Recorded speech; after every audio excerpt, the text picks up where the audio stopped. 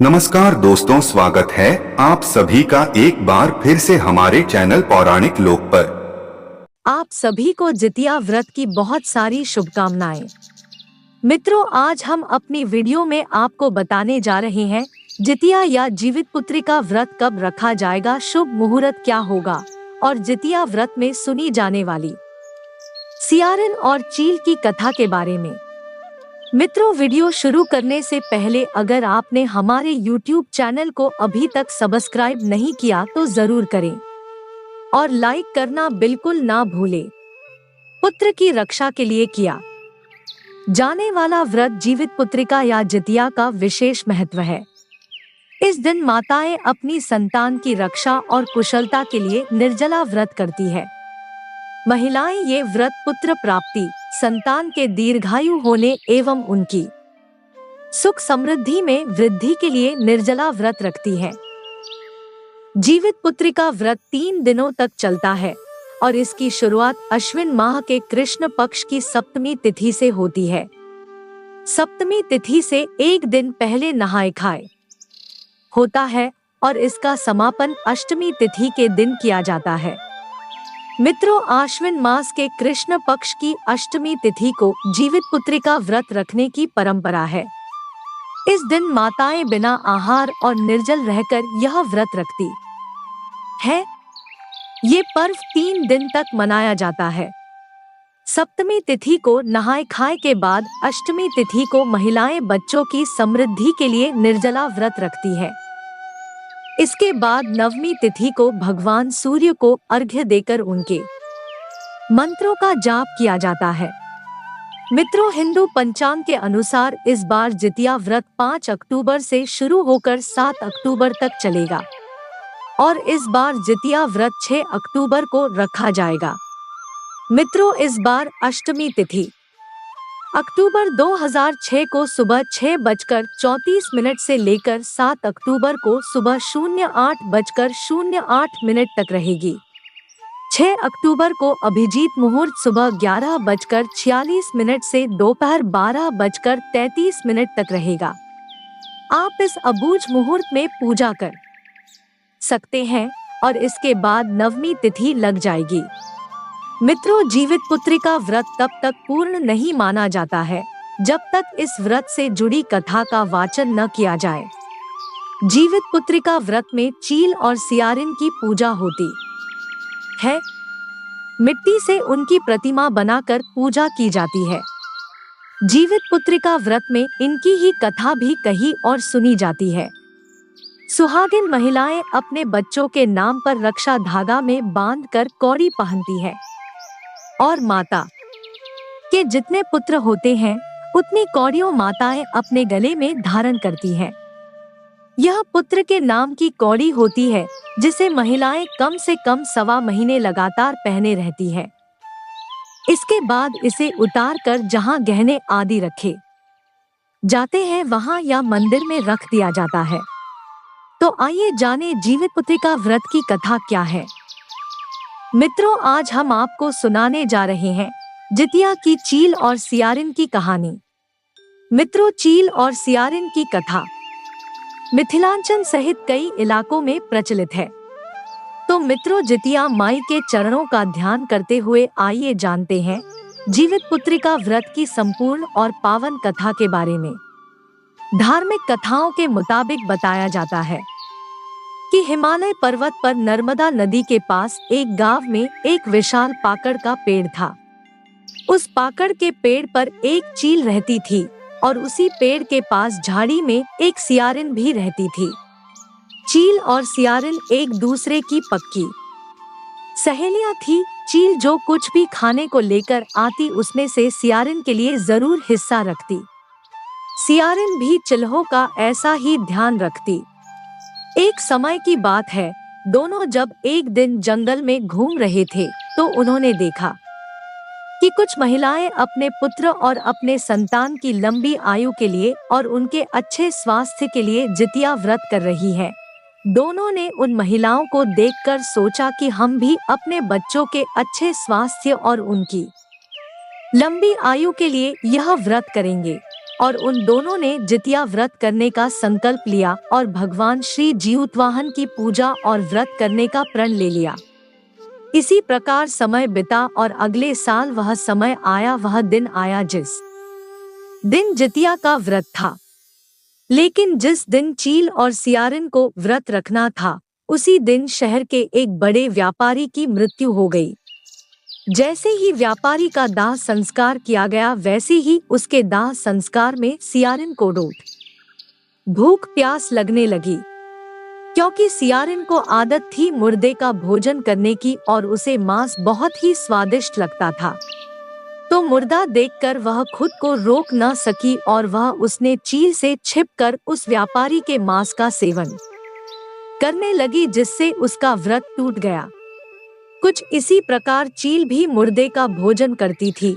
उससे भी मांस खाना बहुत ही पसंद था, पर क्योंकि चील ने भी जितिया का व्रत रखा था, तो उस चील ने खुद पर संयम रखा और मांस या भोजन नहीं किया और नियम व श्रद्धा से अगले दिन व्रत का पारण किया। इसी प्रकार दोनों का समय बिता और अंत में दोनों ही मृत्यु को प्राप्त हुए। जब चील और सियारन दोनों का अगला जन्म हुआ, तो अगले जन्म में दोनों सहेलियों ने एक ही ब्राह्मण परिवार में पुत्री के रूप में जन्म लिया। उनके पिता का नाम भास्कर था। चील बड़ी बहन बनी और सियारन छोटी बहन के रूप में जन्मी।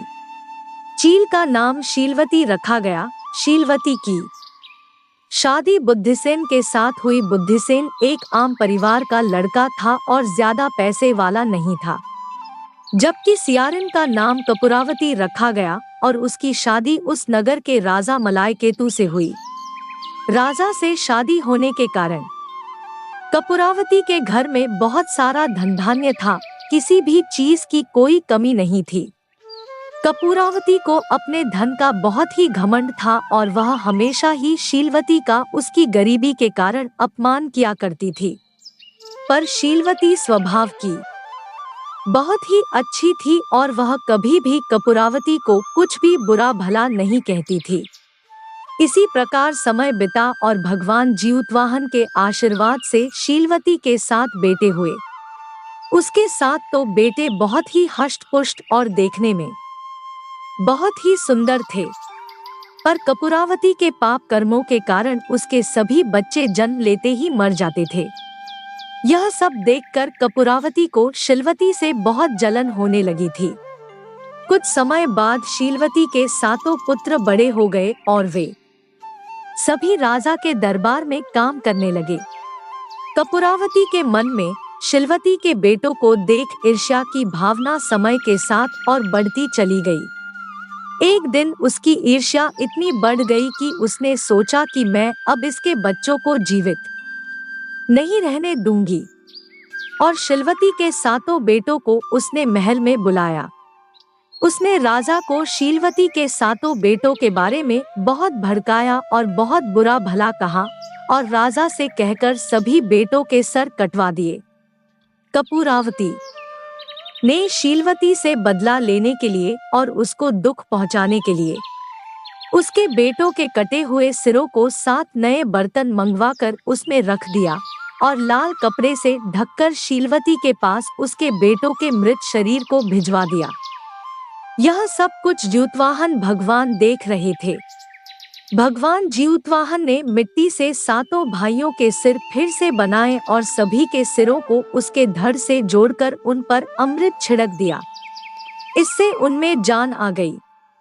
7 युवक जिंदा हो गए और घर लौट आए, और जो कटे सिर रानी ने शीलवती को भेजे थे वे फल बन गए।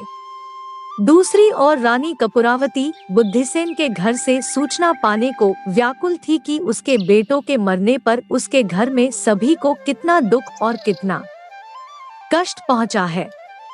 सूचना पाने के लिए कपूरावती व्याकुल थी और बहुत समय से इंतजार कर रही थी। कपूरावती को इंतजार करते करते सुबह हो गई। सुबह होने पर रानी से रहा नहीं गया और वो खुद बहन के घर देखने के लिए चली गई। जब कपूरावती अपनी बहन शीलवती के घर पर पहुंची तो उसने देखा कि शीलवती के सभी 7 बेटे सकुशल हैं, जीवित हैं और अपनी माँ के साथ काम कर रहे हैं। वहां सबको जिंदा देखकर वह सन्न रह गई और डर के कारण बेहोश हो गई। कपूरावती को यह डर लग रहा था कि अब क्या होगा, सबको उसकी करतूत के बारे में पता चल जाएगा। जब उसे होश आया तो अपनी बहन शिलवती को उसने सारी बात बताई कि किस प्रकार उसमें उसके सातों बेटों के सिर कटवा कर भिजवाए थे।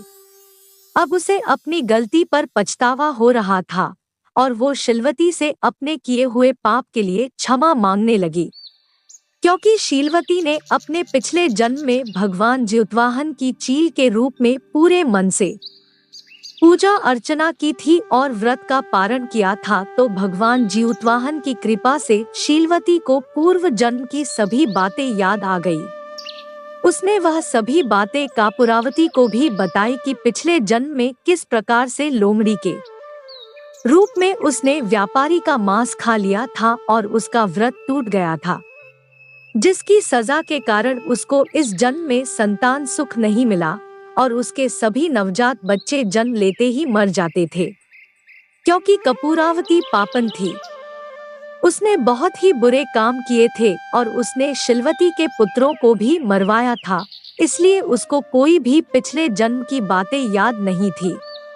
कपूरावती को उसके पिछले जन्म की सभी बातें याद दिलाने के लिए शीलवती कपूरावती को लेकर उसी पाकड़ के पेड़ के पास लेकर गई और उसे सारी बातें बताईं। अब कपूरावती को भी उसे पेड़ के नीचे जाने से अपने पिछले जन्म की सारी बातें याद आ गई। उसको अपने द्वारा किए गए गलत काम याद आने लगे और कपूरावती आत्मग्लानि के कारण बेहोश हो गई और मर गई। इस बात की खबर पूरे गांव में फैल गई कि किस तरह से एक चील और सियारिन का पुनर्जन्म हुआ। और जब राजा को इसकी खबर मिली तो उन्होंने शीलवती से सारी कहानी पूछी। शीलवती ने राजा को अपने और कपूरावती के पिछले जन्म की पूरी कहानी बताई। जब राजा को यह सब पता लगा तो राजा ने उसी जगह पर जाकर उस पाकड़ के पेड़ के नीचे कपूरावती का दाह संस्कार कर दिया और शीलवती और उसके बेटे खुशी के साथ रहने लगे। हे जितिया माता, जिस तरह आपने शीलवती को दिया उसी तरह सबको देना, सबके भंडार भरना, सबके बच्चों की रक्षा करना। मित्रों, यह थी जितिया व्रत की चील और सियारिन की कहानी। अगर आपको कथा अच्छी लगी हो तो वीडियो को लाइक और चैनल को सब्सक्राइब